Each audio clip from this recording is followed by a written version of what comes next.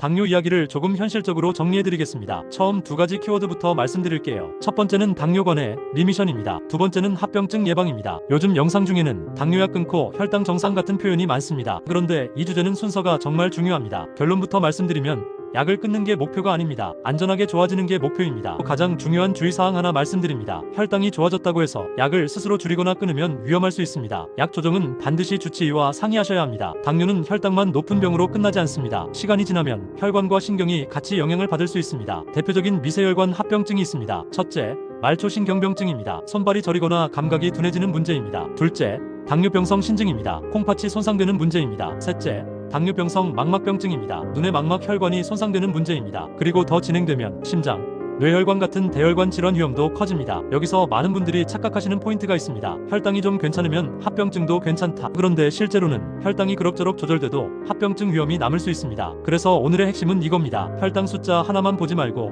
합병증까지 같이 관리하자. 자, 그럼 당뇨를 졸업한다는 말을 의학적으로 어떻게 표현할까요? 보통 관해 리미션이라는 개념을 씁니다. 쉽게 말해 당뇨가 완전히 사라졌다가 아니라 당뇨 기준 아래로 안정된 상태가 유지된다는 뜻에 가깝습니다. 일반적으로 이야기되는 기준은 이런 식입니다. 당화혈색소가 6.5% 미만으로 유지되고 혈당 강화제 없이 그 상태가 최소 몇 달 이상 지속되는 상태. 여기서 중요한 포인트가 하나 더 있습니다. 관해는 기분이 아니라 검사로 확인하는 상태라는 겁니다. 그러니까 이런 순서가 됩니다. 생활습관을 바꾼다, 혈당 수치가 안정된다, 유지가 되는지 확인한다, 그리고 나서 의사가 약을 조정한다. 이 순서가 뒤집히면 부작용이 생길 수 있습니다. 이제부터는 현실적으로 병원에서 어떤 이야기를 해야 하는지 정리해드릴게요. 첫 번째, 대부분 하시는 당화혈색소 검사입니다. 이건 지난 23개월 평균 혈당을 반영합니다. 당뇨 관리에서 기본입니다. 그런데 문제는 이 수치 하나만으로는 몸 상태를 다 알기 어렵다는 점입니다. 그래서 두 번째가 필요합니다. 인슐린 관련 평가입니다. 즉, 내 몸이 인슐린은 잘 나오는데 잘 못 쓰는 상태인지, 아니면 인슐린 분비 자체가 줄어드는 상태인지, 이걸 가늠하는 상담이 중요합니다. 대표적으로는 C- 펩타이드 같은 검사가 그 방향을 잡는데 도움을 줍니다. 세 번째, 합병증을 증상 나오고 나서가 아니라 미리 확인하는 검사입니다. 눈은 안과에서 안저검사가 중요합니다. 콩팥은 피검사뿐 아니라 소변검사로 알부민이 새는지 같이 확인합니다. 신경은 증상 체크와 진료평가가 필요합니다. 정리하면 이렇게입니다. 혈당 관리, 인슐린 상태, 합병증 스크리닝, 이 세 가지를 같이 보셔야 합니다. 이제 집에서 할 수 있는 방법을 드리겠습니다. 저는 어려운 것보다 매일 가능한 것을 추천합니다. 첫 번째 습관, 저녁 식사 후 3-4시간은 금식 구간을 확보하세요.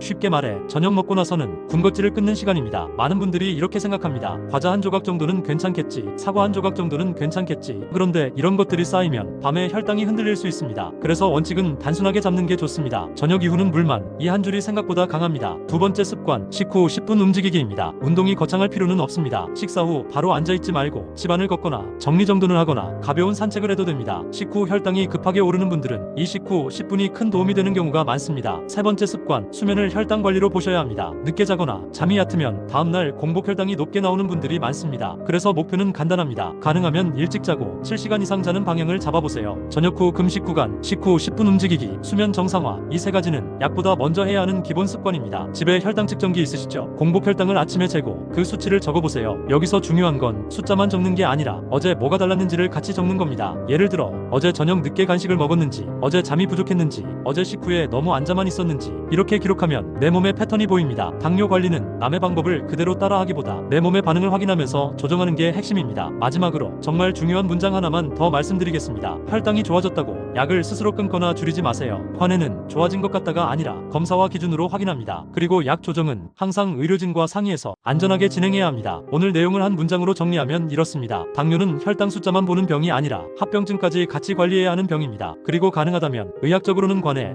리미션을 목표로 삼을 수 있습니다. 다만 그 과정은 검사와 생활습관, 그리고 의료진 상담이 같이 가야 합니다. 오늘부터는 저녁 이후 금식 구간, 식후 10분 움직임, 수면부터 정리해보세요. 구독과 좋아요 부탁드립니다.